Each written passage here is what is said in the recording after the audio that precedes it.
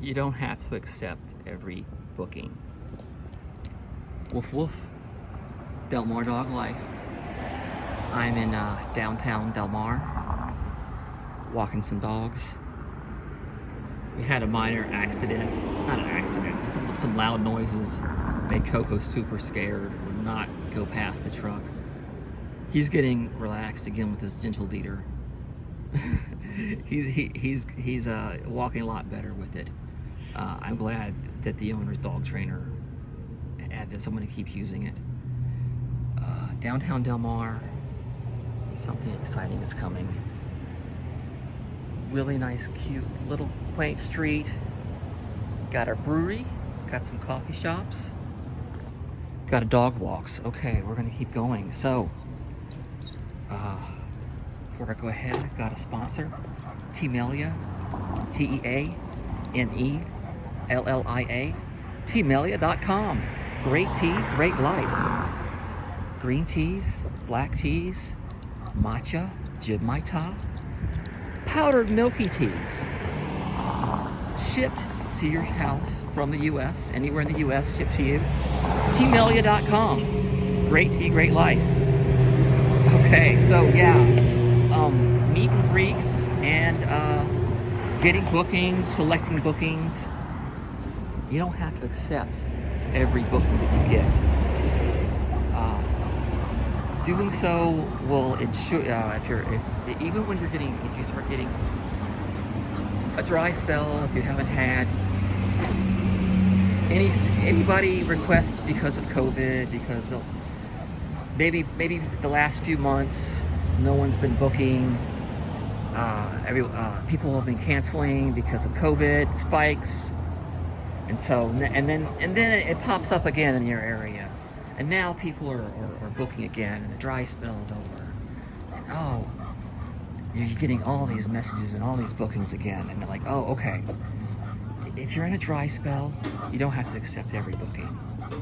Accepting every booking is really bad for you for a couple of reasons, because the dogs are the easy part. It's the owners we have to worry about. Here's a dog bowl. Let's see if it has any water. Let's see if they'll drink. No, it looks pretty cluttered in there. Debris, and they don't want it. They're gonna pass on that dog water right there. The meet and greet, you're partially interviewing the dog, if it met your criteria of whether you have spayed or weight, or what kind of, if you're a person who's particular about different breeds, whether you believe XYZ because of breeds, chances are, okay, you've selected the dog, but you're really selecting the owner. That's the library, Del Mar Library right here. Really nice, quaint little library. You're selecting the owner because of many issues can happen with the owner. Non-payment, early cancellation, many unnecessary calls or texts, unnecessary demands about when or where or how to feed your dog. If you're house sitting, you're at the place X amount of time, this time, that, this many minutes, that many minutes. And so if the customer is easygoing on all those things, and you're able to perform to what you had asked for, this is cool. This is I brought Rooney with me last time, but she vegan donuts in here, and cafe, nice cafe. And it was a house, and now it's a cafe. So you're able to decide, oh, okay, I agreed to this much time. This many visits is going to be, okay, house sitting, I'm going to show up 3 times a day for walking and feeding on your house sitting. It does not include overnight stay. It is 3 visits and walks and feeding. Visits range from at least half an hour. And I will put them to bed and wake them up in the morning and probably get them in the afternoon. So And then the owner expects you to live in their home 24 hours a day for like $35 the whole day, and not leave. And then, oh, the owner is crazy. There's some more dogs over here. Seeing my dogs. Let's get on the sidewalk. And the owner is texting the owner, or they're messaging you about something, and you sent them a picture, and it says, "Oh, it looks like the dog did not have the leash down. My dog will run after squirrels. Did it run away? Miss Minnie," just all kinds of, or you were supposed to stay in the room with my dog. Did you sleep in the bed with my dog?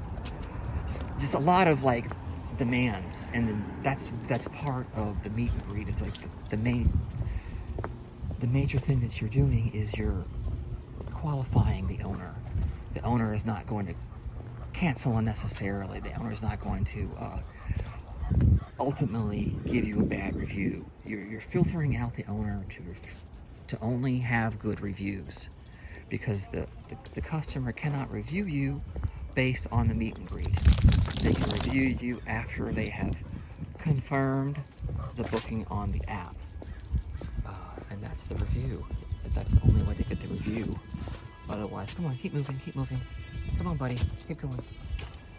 That's the only way to get the review, is at the end of the stay, after it's all over and completed.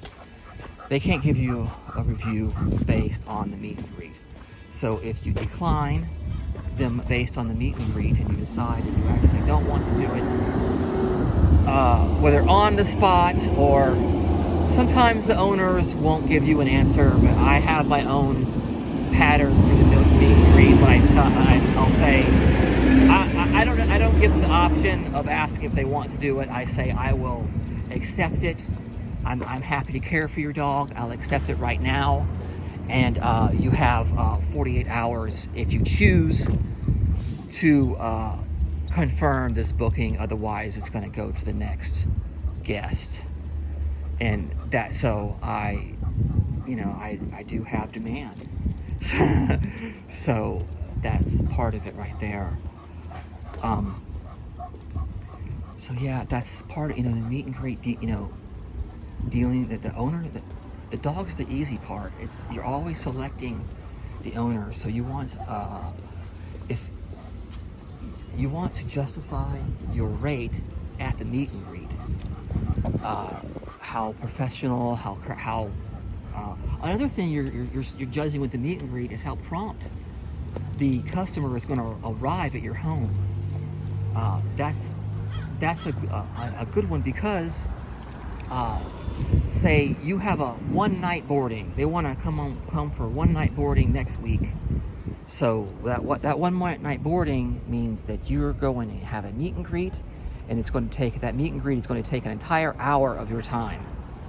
Either making sure you're home and you're ready and you're prepared, that your home is clean if they're going to look inside of it, or that your front yard is cleaned up and there's no dog debris or anything like that, no dog poop on the ground. Your area is clean. Make sure that you're on time and actually at your home. You hadn't forgotten it. And so that's the whole hour. The hour. The meet and greet takes the hour. So that's 1 hour, and then if they're not prompt, then that meet and greet can take, they're 45 minutes that they call. Oh, we'll be there soon, and they're 15 minutes late.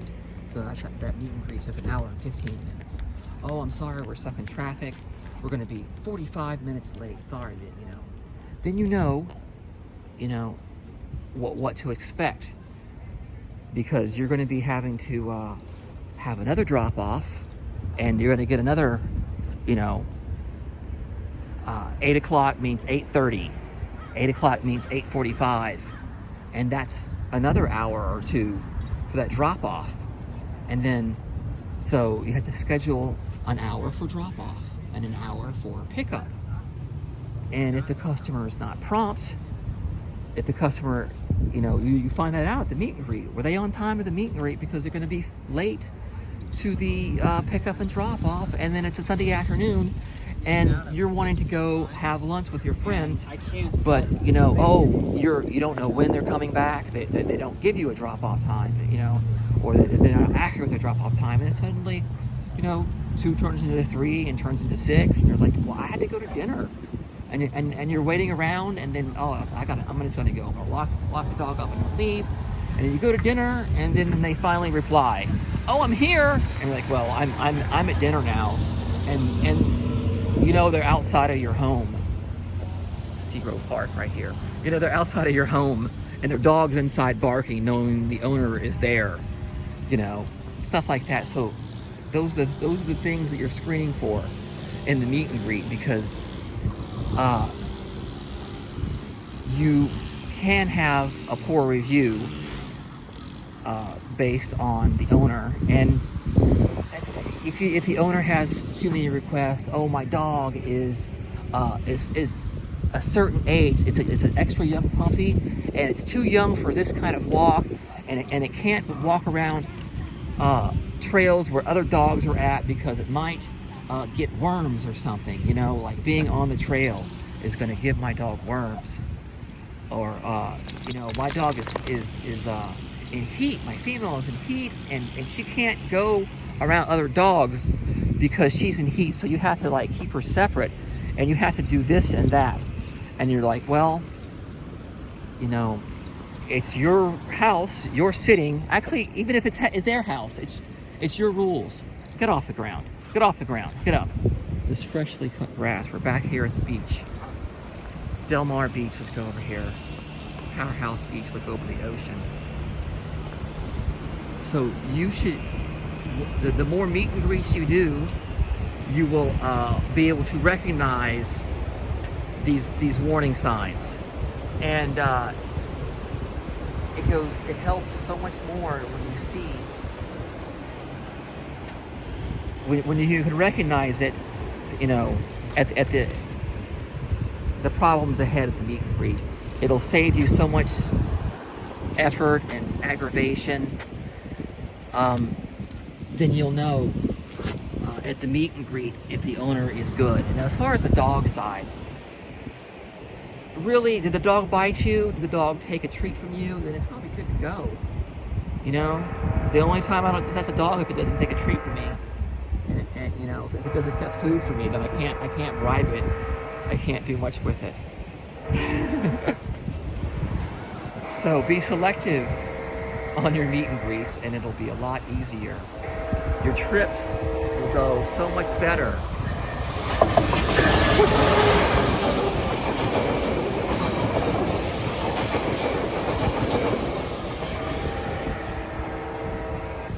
Okay, teamelia.com. Great tea, great life. Teamelia.com. TEAMELLIA. Let's spell things right.